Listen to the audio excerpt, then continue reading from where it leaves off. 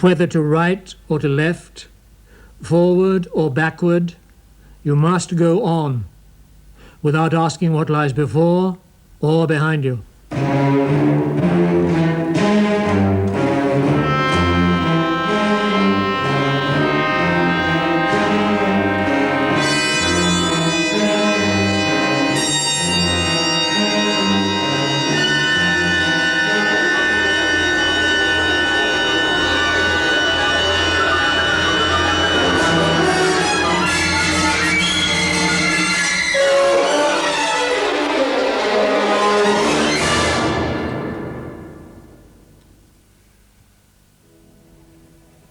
1914. Austria was at war. Arnold Schoenberg was called up in 1915. He was stationed at a barracks near the imperial palace of Schönbrunn. One day he was sent with a message into the center of Vienna. His companion on the short tram ride was to be Paul Vengraf, another enlisted man. But which tram to take? We left the barracks and came into the street, and there I said, I think I take the 36, I said, down to the ring and from there up to the hospital. I take the 71, he answered, very dryly. I said, yes, but the 71 leads us away from our destination. Took out something of his pocket, a kind of used envelope or something like that, and began to draw a circle, and through the circle he made a tangente. And said, now that is where we are, and that is where we have to go. You see, it's the shortest way. Well, I said, I'm not sure, but I've just shown it to you. I think I better take this 36. He lifted his head, gave me a glance full of contempt for an idiot who didn't accept a scientific argument, and walked away from me to the 71. And that was the last I've seen of him.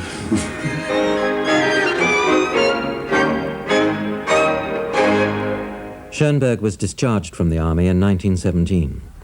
When the war ended, Central Europe was in chaos. Vienna had its full ration of riot, misery, and famine. Schoenberg's radicalism never extended to politics, and the chronic instability of life in the post-war world depressed him. But perhaps, for we Viennese seem to be a patient lot, perhaps the worst was, after all, the overturning of everything one has believed in. That was probably the most grievous thing of all. He found himself in what I think can be described as a new artistic environment.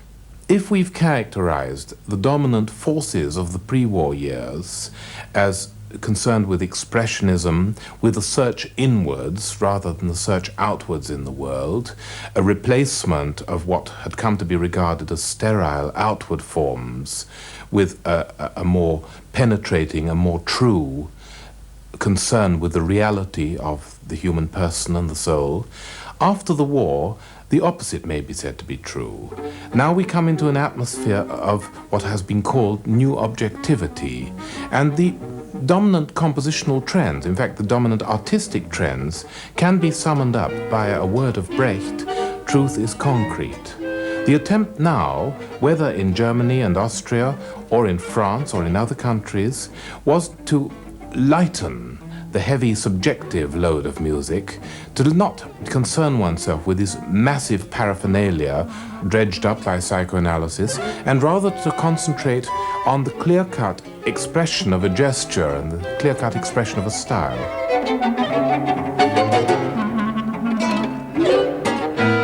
You find this in the thinking of the French composers associated under the group Les Six, among them Milhaud and Honegger and Poulenc. And you find this in Germany with the emergence of composers like Paul Hindemith and Kurt Weill. For Schoenberg, this put him in a rather complicated position. Before the war, it was a clear-cut thing. He and his school, now consisting of Alban Berg, Anton Webern, Hans Eisler and others, had been a clear-cut avant-garde, but clearly derived from the predominant tendencies of Germano-Austrian music. Now he finds himself in a peculiar middle position. He is still very new and very problematic, and remains so, but he is at odds with the younger men, as he is at odds with the older and more conservative men. The young composers find my way a blind alley. Who, given a chance in life's carnival, would not prefer a carousel to a blind alley? I never dissuaded anyone from tonality. Rather, I warned them against the blind alley, which is not for those who want to go round in circles.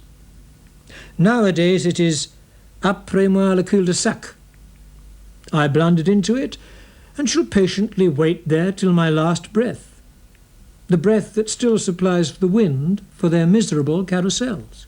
Was Schoenberg affected by the new spirit? We must answer, yes, he was to some extent affected by it, even despite himself. Because in the works after Opus 23, we do find the emergence of something which no one could have imagined in the pre-war works. We find Baroque forms, we find minuets and sarabands, marches, and we find a tendency to write serenades and suites, things recalling 18th century music rather than the late 19th century from which Schoenberg had come. And in the spirit of the music, for instance, in this march from the serenade, you can hear something which, if still very much the characteristic voice of Arnold Schoenberg, can be seen somehow to be affected by the newer sound and the new objectivity of the post-war years.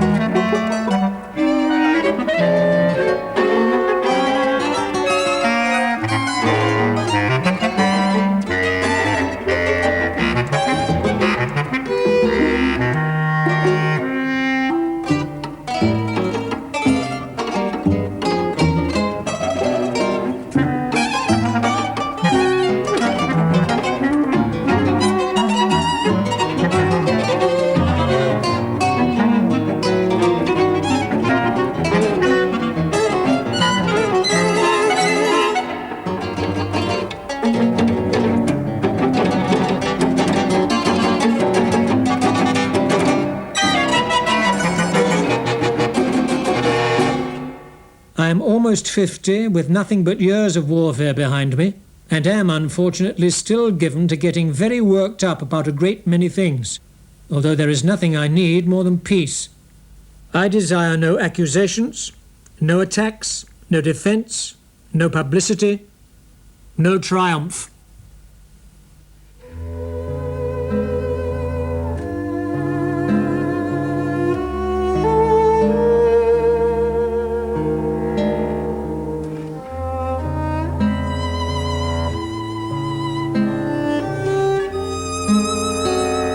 Schoenberg's wife, Matilda, died in 1923.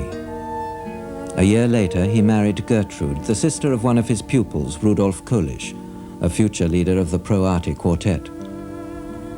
Despite this happy marriage to a much younger woman, nothing could really bridge the gap that Schoenberg felt opening between himself and the new generation. The young think they must at all costs have it in for what has gone before them. I know I certainly did not do so. I did not have it in for Brahms nor for Wagner. At most for the Brahmins and Wagnerites, but that is different, for they are scarcely good. With the men themselves, I always felt myself, though not wishing to presume, to have something in common. But those who think they must wipe the slate clean of their predecessors, they are surely politicians and tradesmen, not artists.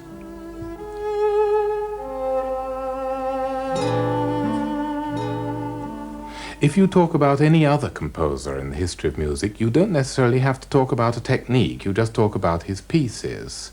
But Schoenberg was the inventor of an entirely new technique of composition, the so-called technique of composition with 12 notes related only one to another. I am still more a composer than a theorist. When I compose, I try to forget all theories, but as regards so-called composition with 12 tones, this is a method more of a craftsmanly nature, which exerts no decisive influence on either the work's structure or its character.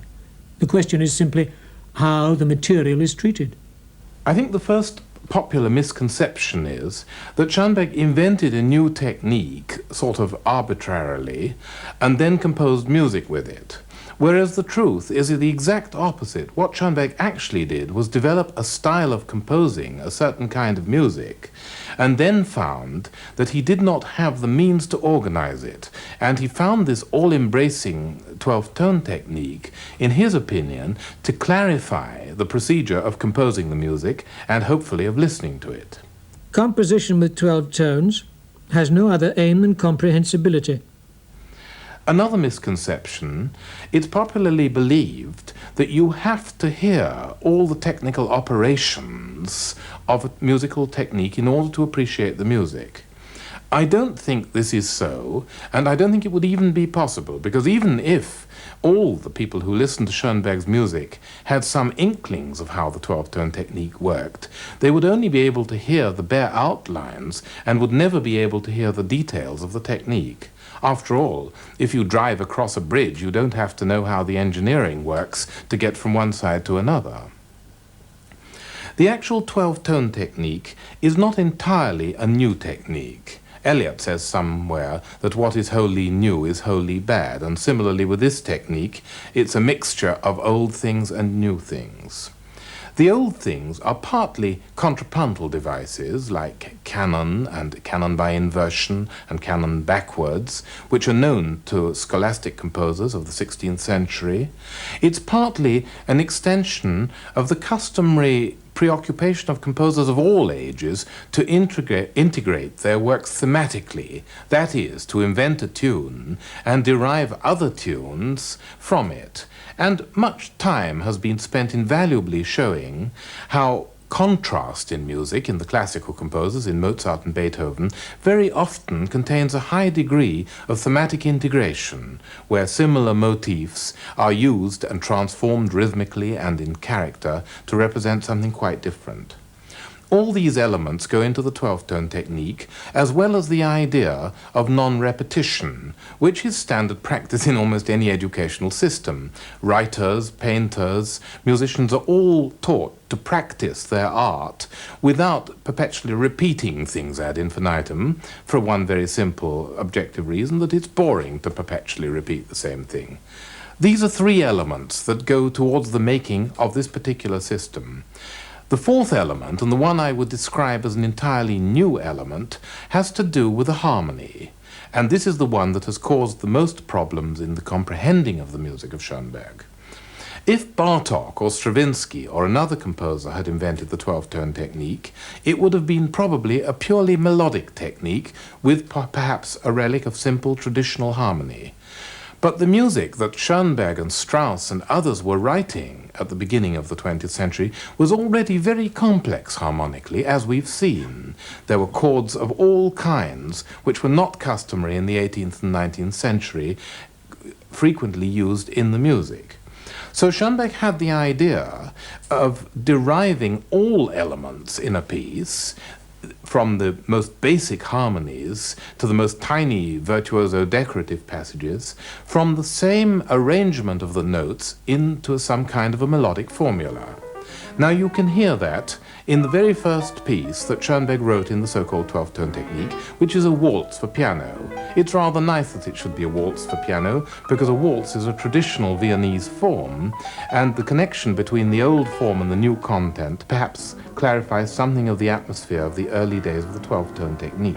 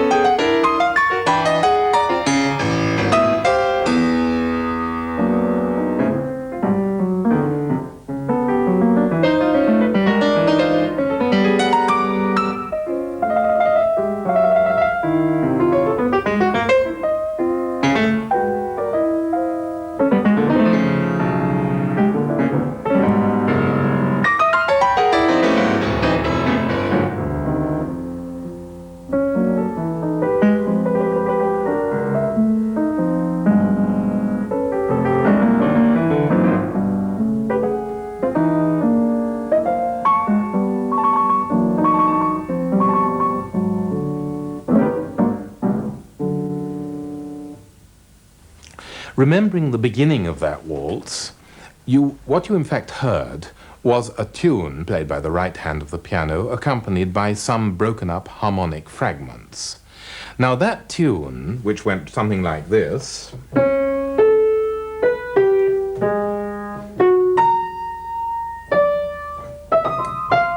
etc., and was accompanied by some harmonies, in fact is all the 12 notes without any internal repetition. If I take the rhythmic arrangement out of it, it sounds something like this, and this is what 12-tone rows sound like in their, if we can call it, pure form.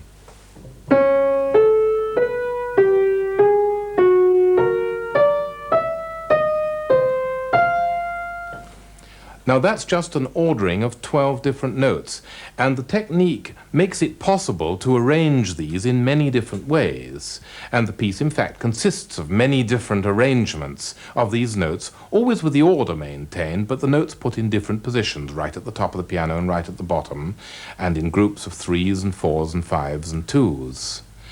Now the problematic aspect, of course, is the harmony.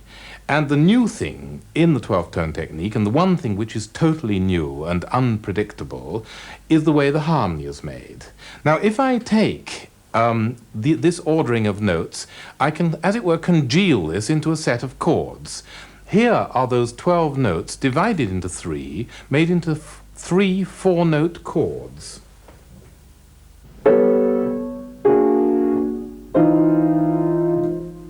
Now, those chords aren't tonal chords. They consist of all sorts of varied intervals, and they don't come in the repertoire of traditional music. But each one is evocative, and each one is regulated and given a certain character, red, blue, and green, if you like, and they add up to the 12-tone row. Now, this is one of the new ways of developing the music. I can show you this by a simple example, where the right hand plays a tune of 4 notes, while the other 8 are used for the accompaniment.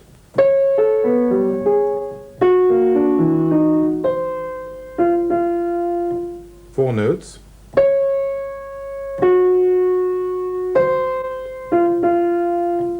Accompaniment. In fact, broken versions of the chords which I played you just now. This new technique, which was, as it were, a congealing or a clarification of all the tendencies in Schoenberg's music up to this time, released the floodgates for him. Once this technique had been formulated, it seemed to produce endless possibilities, and it led, if you like, to a kind of second Schoenberg period, or even third Schoenberg period, which was a classical one, with very large pieces, with enormous numbers of notes and technical devices. These are regarded as the most difficult pieces of his work, because there is a strange contrast between the choice of classical forms, as we've shown were characteristic of this period, and this new technique. And it finds its fruition really in the variations for orchestra. Here you have a theme, which is a sort of large recitative, and a set of variations and a finale.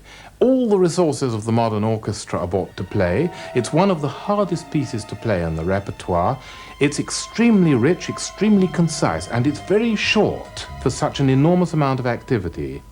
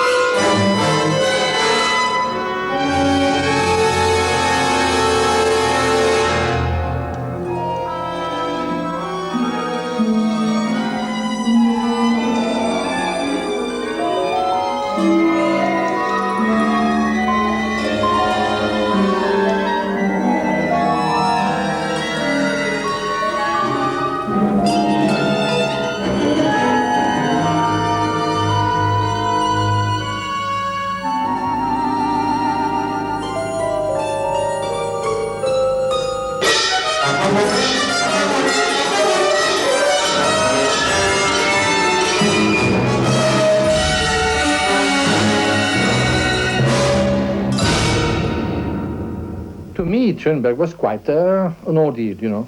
He was rather terrifying. Roberto Gerard, composer and Schoenberg pupil in the 1920s. I remember the face, and that ascetic face, those burning eyes, serious, tense, unsmiling. A man with a sense of mission was tremendous. I am much more in the habit of refusing requests, even when made in fitting terms. I often give orders, but never take them, and I make a special point of never doing business. Not merely because I dread everything connected with it, but because nothing brings people so close together as business. My own taste, however, is for keeping my distance. He had to adopt a defensive attitude. When I say defensive, I mean, of course, aggressive. He knew very well that the only way of defending oneself is to attack. In 1926, he moved once more to Berlin to teach composition at the Prussian Academy. Germany was beset by violent political upheaval, and its tone was ominous for Schoenberg. For all that, he remained scornful of political activity by an artist.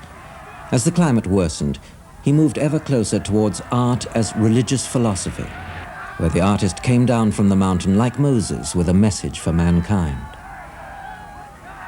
I believe art is born of I must, not of I can. Whatever a craftsman wants to do, he can do, but the artist must. Normal men possess a conviction. The great man is possessed by a faith.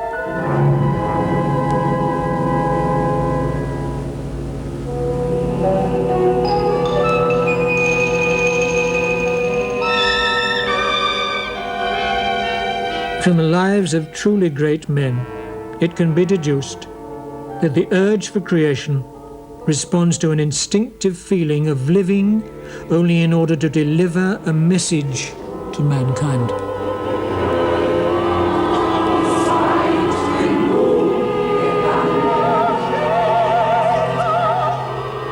Such a man is no longer an artist, but has become something greater, a prophet. Every great man has provided a model which should have taught his age that things needed changing, and why, and how. But the age takes no notice.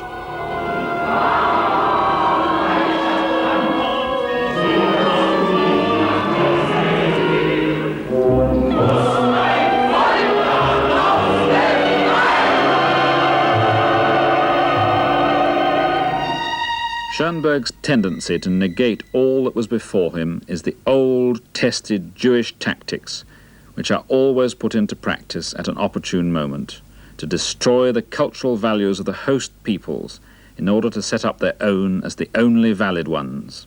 Nowadays, people aim to wipe out my artistic views with stink bombs of pseudo-scientific and pseudo-philosophic origin. When someone lacks the capacity for simple reception and the ability to see for himself, he reaches for a philosophy of life. Once one has seen how a party badge transforms an underdog automatically and promptly into a superman ready to abdicate his personal powers of decision, one will take these philosophies of life no more seriously than one does other fashionable slogans. So if times were normal, we should have to go into things, other troublesome things, and should presumably do it in the way in which, in the end, we always found the only suitable one, by turning our backs on whomsoever deserves it. But he could not turn his back forever. Brought up officially as a Christian, he was drawn inexorably back to the Jewish faith of his ancestors.